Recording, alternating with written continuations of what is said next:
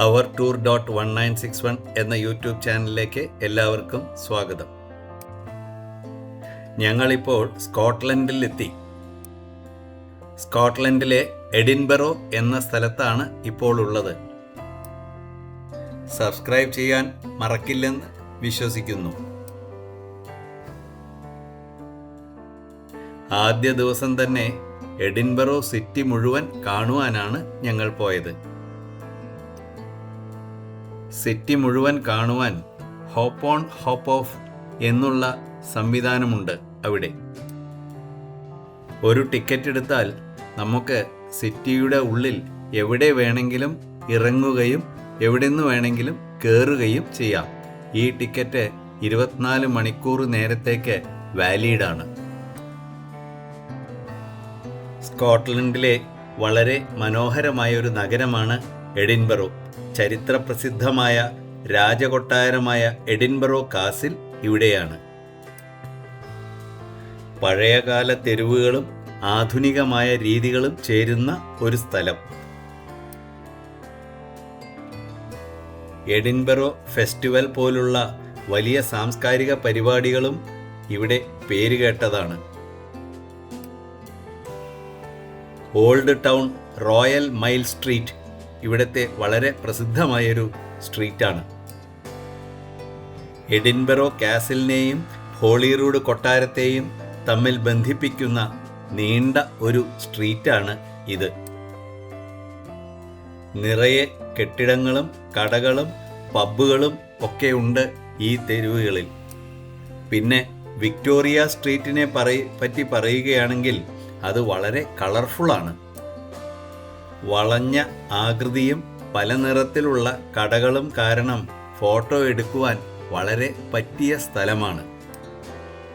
രാജകുമാരിയുടെ തെരുവ് എന്നറിയപ്പെടുന്ന പ്രിൻസസ് സ്ട്രീറ്റിൽ ഷോപ്പിങ്ങിനുള്ള സൗകര്യങ്ങൾ ഒരുപാടുണ്ട്.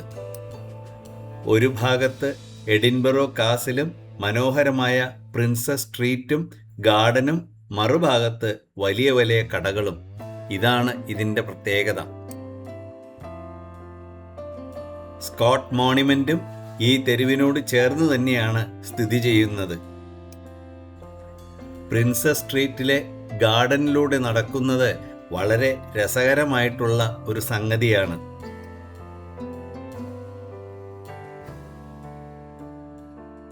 അവിടെ റോസ് തോട്ടങ്ങളും സ്കോട്ട് മോണിമെന്റുകളും ഒക്കെ ഉണ്ട്. മാത്രമല്ല, ഈ തെരുവിൽ നിന്ന് നോക്കിയാൽ എഡിൻബറോ കാസിലിന്റെ പ്രൗഢഗംഭീരമായ കാഴ്ച നിങ്ങൾക്ക് കാണാൻ സാധിക്കും.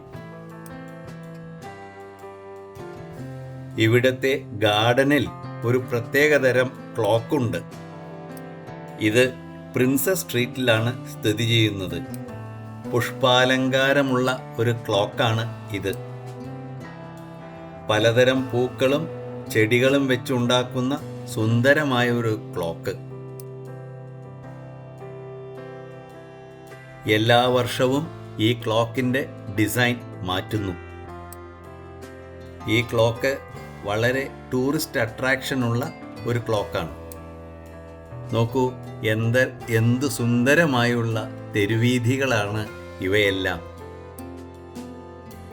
ഈ ബസ്സിൽ ഏകദേശം 1.5 മണിക്കൂർ സഞ്ചരിച്ചാൽ എഡിൻബറോ സിറ്റി മുഴുവൻ കാണാം.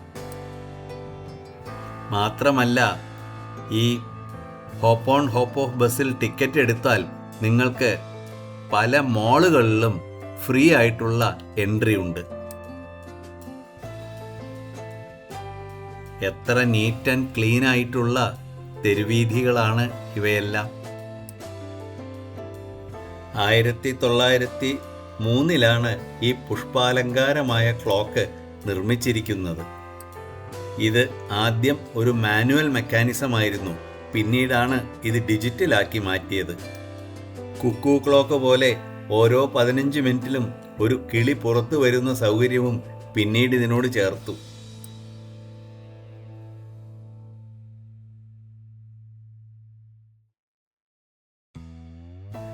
എഡിൻബറോ കാസിൽ നഗരത്തിൻ്റെ മുകളിൽ തല ഉയർത്തി നിൽക്കുന്ന ഗംഭീരമായ ഒരു കോട്ടയാണ്.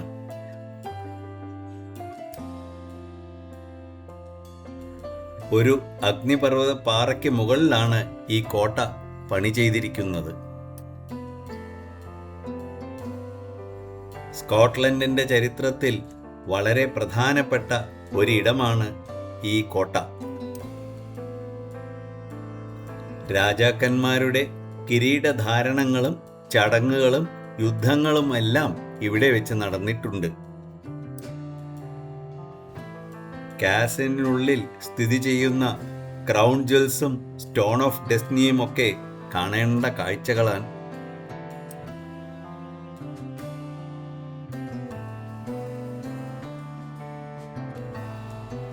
എഡിൻബറോ കാസിൽ സന്ദർശിച്ചാൽ നിങ്ങൾക്ക് സ്കോട്ട്ലൻഡിൻ്റെ പഴയകാല യുദ്ധമുറകളെക്കുറിച്ചും രാജാക്കന്മാരുടെ ജീവിതത്തെക്കുറിച്ചുമൊക്കെ മനസ്സിലാകും.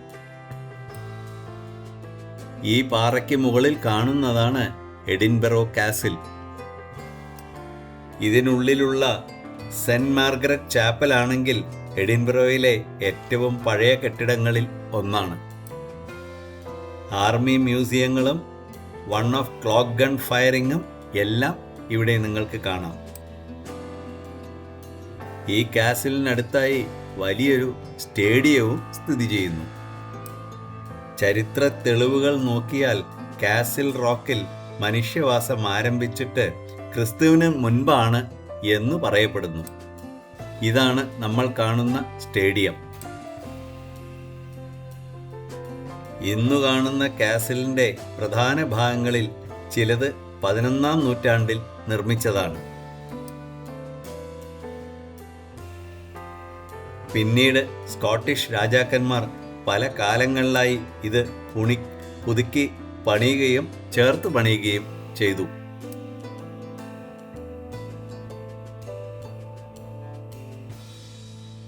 സ്കോട്ട്ലൻഡിൻ്റെ തലസ്ഥാനം എഡിൻബറോ തന്നെയാണ്.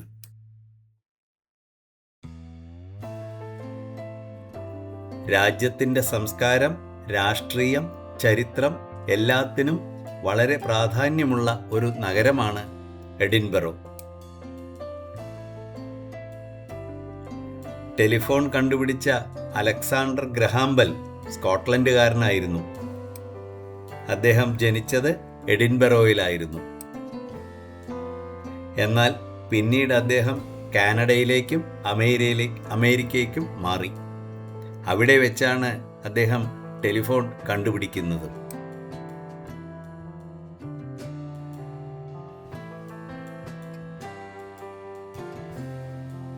ഈ തെരുവീഥികളെല്ലാം പഴയകാല ചരിത്രം വിളിച്ചോതുന്നു. പ്രിൻസസ് സ്ട്രീറ്റിൽ കാണുന്ന വലിയൊരു മോണ്യുമെന്റ് ഉണ്ട്. ഗോത്തിക് രീതിയിലുള്ള ഈ സ്മാരകം, അതിനടിയിൽ ഒരു സ്റ്റാച്യു കാണാം. അത് പ്രശസ്ത സ്കോട്ടിഷ് എഴുത്തുകാരനായ സർ വാൾട്ടർ സ്കോട്ട് ആണ്. കൂടെ അദ്ദേഹത്തിൻ്റെ ഒരു നായയുടെയും പ്രതിമയുണ്ട്. ഇത് എഡിൻബറോ കാസിലിൻ്റെ പിൻവശം. ഈ ഭാഗവും കാണുവാൻ വളരെ ഭംഗിയുണ്ട്. ഇതെല്ലാം പഴയ കാലത്തെ ഗ്രഹങ്ങളാണ്. വാൾട്ടർ സ്കോട്ടിൻ്റെ പ്രതിമ മാർബിളിൽ നിർമ്മിച്ചതാണ്. അദ്ദേഹത്തിൻ്റെ പ്രിയ നായയായ മെഡയോടൊപ്പം കാണിക്കുന്ന പ്രതിമ. സ്കോട്ട്ലൻഡിൽ ഏകദേശം 150-ലധികം ഡിസ്റ്റിലറികൾ ഉണ്ട് എന്ന് മനസ്സിലാക്കുക. ഇവിടുത്തെ പ്രധാന ഐറ്റം സ്കോട്ടിഷ് വിസ്കിയാണ്. സ്കോച്ച് വിസ്കി എന്നാണ് ഇതിന് പറയുന്നത്. എഡിൻബറോയിൽ മാത്രം 5 പ്രധാന വിസ്കി ഉണ്ടാക്കുന്ന കമ്പനികളുണ്ട്. ഈ വിസ്കി ഉണ്ടാക്കുന്ന കമ്പനികളിൽ നമുക്ക് ടൂറ് പോകാം. അവിടെ അവർ വിസ്കി ഉണ്ടാക്കുന്ന രീതികളെല്ലാം വളരെ വിശദമായി വിശദീകരിച്ചു തരും. അതിനുശേഷം എല്ലാ വിസ്കികളും നമുക്ക് ടേസ്റ്റ് ചെയ്യാനും തരും. അവിടെ നിന്ന് വേണമെങ്കിൽ നമുക്ക് സ്കോച്ച് വിസ്കി വാങ്ങാവുന്നതുമാണ്. 1968 വരെ റോയൽ ഹൈസ്കൂൾ ഓഫ് എഡിൻബറ ആയി പ്രവർത്തിച്ച ബിൽഡിംഗ് ആണ് ഈ കാണുന്നത്. പിന്നീട് നാഷണൽ സെൻറ്റർ ഫോർ മ്യൂസിക് ആയി ഇത് കൺവേർട്ട് ചെയ്യപ്പെട്ടു. ഇത് ഡിസൈൻ ചെയ്തത് തോമസ് ഹാമിൽട്ടൺ എന്നൊരാളാണ്. 1829 ഇത് വർക്ക് കംപ്ലീറ്റ് ചെയ്തത്. സബ്സ്ക്രൈബ് ചെയ്യണമെന്ന് വിനീതമായി അഭ്യർത്ഥിക്കുന്നു. കൂടെ ബെൽ ബട്ടണും കൂടി അമർത്തിയാൽ നോട്ടിഫിക്കേഷൻ നിങ്ങൾക്ക് റെഗുലറായി വന്നുകൊണ്ടിരിക്കും. ഷെയർ ചെയ്യാനും മറക്കല്ലേ.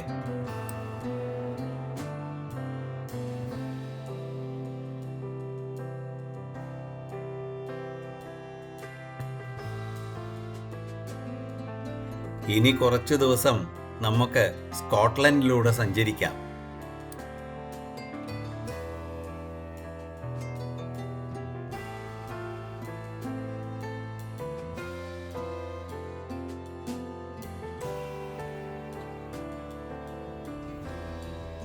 എഡിൻബറോ നഗരം മുഴുവൻ ഒരു റൗണ്ട് കറങ്ങി വരുമ്പോഴേക്കും കഷ്ടിച്ച് 1.5 മണിക്കൂറാവും.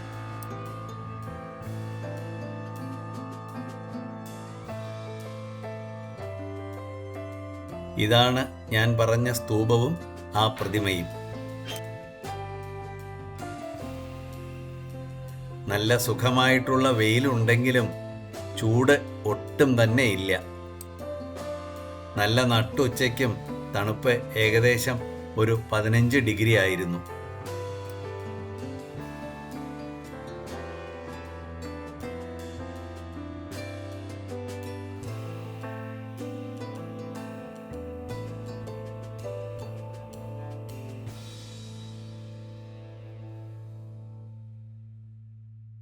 ഞങ്ങൾ കയറിയ സ്ഥലത്ത് തന്നെ വീണ്ടും തിരിച്ചെത്തി.